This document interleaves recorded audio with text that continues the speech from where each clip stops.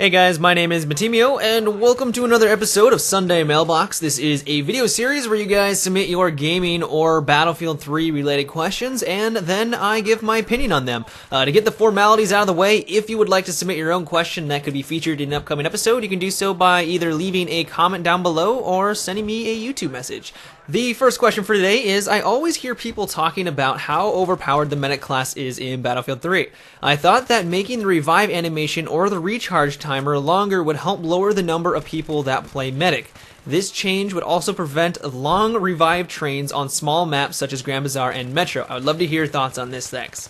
So I was kind of surprised that this past week I had the same question asked about 5 to 6 times, and I know that the medic class has always been very popular. People love it. It's got the best weapons. It's got amazing tools at their disposal, and that's why you see a lot of people using it. And I do know that there is a lot of frustration out there that people think that DICE made the medic class just way too powerful because of the very things I just mentioned. And one of those things is the medic trains that happen on Grand Bazaar, Metro, or really on any map. It can happen on any map, but it really happens on maps where there's a lot more corridors and things get bogged down more. And I share your frustration. Those medic trains get extremely annoying, and it's not very satisfying when you do take out, 4 or 5 targets. You're like, wow, I feel like I'm actually doing something, but then when you actually think about it, you realize you're actually killing the same people over and over again. They're just being revived all the time. And so I think that your suggestion of increasing the animation time, and some people even recommend that you can only have a limited number of revives before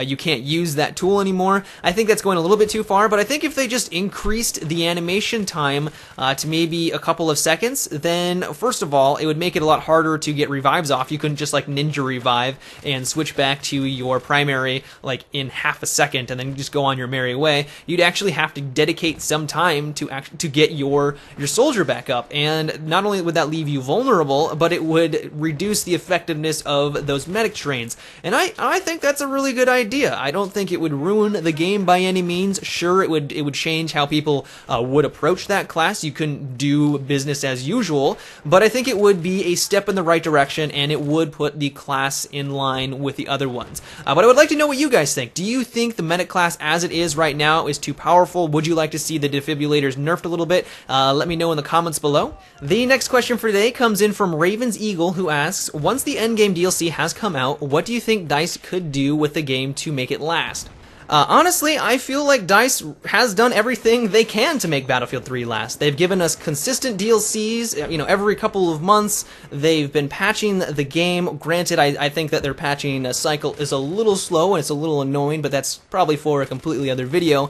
But DICE really has given us a lot of content, and really once Endgame has been released, Battlefield 3 will be about a year and a half old, and if you think about it, you probably spent around $60 for the main game, and you probably spent around $50 if you are a premium user. So for $110, you got a game that's lasted you a year and a half, and probably even longer, considering you're probably going to play once Endgame is released, and you're going to continue to play if you enjoy it. And so really, in my opinion, to think that DICE should give us even more content for Battlefield 3, I wouldn't say is like naive by any means, but I think you're asking a little bit too much. And really, once we do get the Endgame DLC and we played it for a long time, there's probably going to be a lot of news and a lot of hype around Battlefield 4, because in about a year now, I think, there hasn't been an official release date by any means, but I think they said that they're scheduled to release Battlefield 4 in about a year. So once an Endgame has rolled out, we're probably all going to be really excited about Battlefield 4 and looking forward to Battlefield 4, and then we're going to be playing Battlefield 4 when it's released, and we're not really going to be going back to Battlefield 3 unless, that title just absolutely sucks. I don't think that's going to be the case. So really, I think DICE, in my opinion, has given us everything we could really ask for Battlefield 3. They've given us a lot of content, and I think that we're not going to get anything else after Endgame. That's going to be it. We're going to have to be happy with that. But honestly, there's a lot of games coming out right now, like Black Ops 2 and other AAA titles, that will probably pass a lot of time and be a lot of fun. So I'm not worried about it. I hope you guys aren't as well. But I think Endgame is going to be all we're going to get. The final question for today is, have you ever played Modern Warfare 3? What is your opinion about this, and what is your opinion about Black Ops 2, since Level Cap's opinion is already out there now? No, I never purchased or bought Modern Warfare 3. I really wasn't interested in it when they were hyping the game about a year ago. It just looked like a carbon copy of Modern Warfare 2. You know, they gave you some new maps, they kind of changed around the kill streak system, but overall, it just kind of looked like a carbon copy of their previous title. And granted, I know that's what a lot of people wanted because Modern Warfare 2 was so popular and it sold millions and millions of copies, but it just didn't look all that appealing to me considering that I was so invested in Battlefield 3 and that's the game that I wanted to play, and so, you know, I just completely ignored the Call of Duty franchise this past year. But now that Black Ops 2 is coming out, I have to say that it's looking pretty promising, and I'm actually very excited for it. I've done some research. I was a little hesitant at first. I was like, oh no, another Call of Duty game. I'm not even gonna look into it. But some of my friends were talking about it. They kind of, you know, perked my interest. I invested more time into learning about the game, and I have to say that from what I've seen so far, and seeing what Treyarch has put into the game, it looks like they're really trying to freshen things up. I'm fairly excited about the game, and I'll probably even make some videos about it.